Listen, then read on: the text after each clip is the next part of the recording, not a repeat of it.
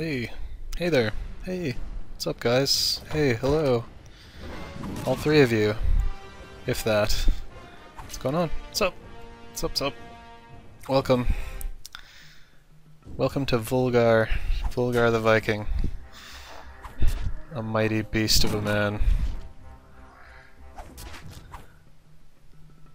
I am overclocked, and I'm here today, and for the next few days, probably, to tell you about Volgarr the Viking, and why one should play Volgarr the Viking, why it's awesome, why I play it, and how to play it right. Not to say that anyone is playing it wrong, but I'm going to be playing through the difficult path of the game to, kind of give people a glimpse of it, because I know a lot of people will not really have the chance or the patience or want to make the effort or whatever to actually go through this game, especially on the harder path, let alone the easy one, which is also very hard. So here we are. Here's me making this video for you guys. Because I can, and I'm a good person like that. A lot has happened here since we started, and you guys might be totally lost as to what's going on, although I doubt it. It's a simple game. You run around, you hit stuff with a sword, right? Well, you're kinda right. You're mostly right. You're like 99% right.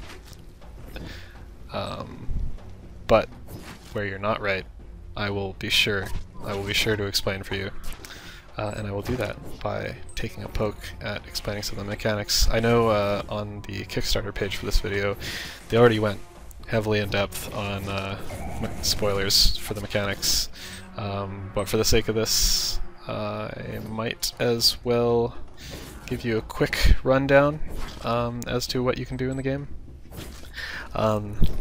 You have a standing slash, a crouching slash, which are fairly self-explanatory as to their uses. You have a spear throw, which can be used to damage opponents, does the same damage as a sword slash, and it can also be used to create platforms, as you see here. You can do a spin slash, as was just displayed, and will be displayed again here soon, on probably the most annoying individual enemy in the game. Not that type of enemy, but that particular one caused me so many problems trying to make this run. And everything else went perfectly fine, I promise.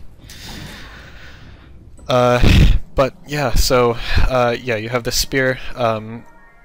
What you saw there was me using a charged spear, and here it is again, which you can only use when you have the blue shield that I have equipped. So when you start the game, you only have a wooden shield, which can take 2 hits and then it is broken, and if you get hit you will lose it. And then your first upgrade that you pick up will be this blue shield, and upgrades are gained and lost. You gain them by picking them up in treasure chests, and you lose them by being struck. So your shield basically represents 1 life, your helmet represents 1 life, and once those are gone, you have 1 more hit and you are dead.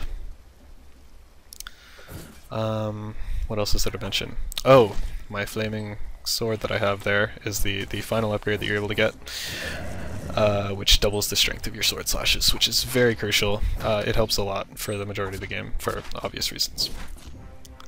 And the reason I'm saying that these are the first, second, third, the way this works is as you pick up treasure chests, depending on what pieces of gear you have equipped already, it will spawn a set piece of gear based on that.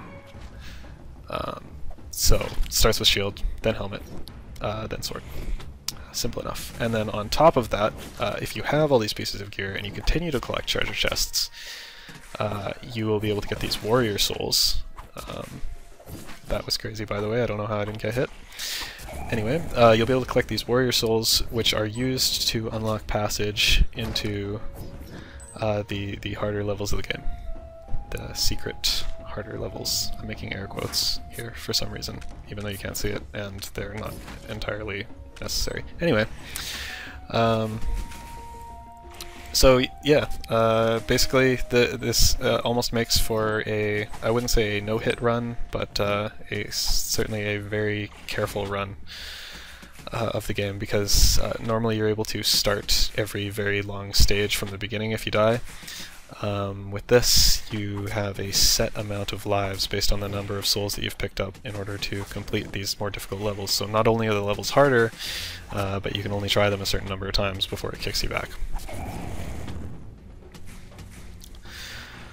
So, that out of the way, that is the basics of the game. And jump into what's actually going on. So right now I'm actually in the second part of the first stage. The stages are separated by checkpoints, and we're just about to the end of this one. And that should be my second warrior soul there, yeah. One of my favorite things about this game, to go back to the mechanics for one quick second, is the shield system. The way you block with the shield is just fantastic. I love it. You can block melee strikes and you can block ranged strikes as long as your shield is facing the proper direction, and it really just feels great to use defensively. You don't see it much in this this stage. In fact, I don't use it that much in general, but it certainly has its uses, and it's really fun and really satisfying to get some good blocks. And anyway, this is the first boss already. It's pretty quick. The first stage is pretty short. So all you have to do for this guy is, as you can see, pop 2 spears into his shield to use his platforms, take a couple swings, don't go too nuts with it, and hit him in the head until he dies. Complex stuff, right? One thing, I don't know if you noticed with the second volley there, but you can really abuse the spin slash to do a lot of damage on bosses, and that really is helpful for some of the tougher bosses, especially the last one. Yeah, so I guess that's all I have to say for this first episode. Hopefully you guys enjoyed and can continue to enjoy if I keep putting these out. So yeah, thanks for watching. Bye.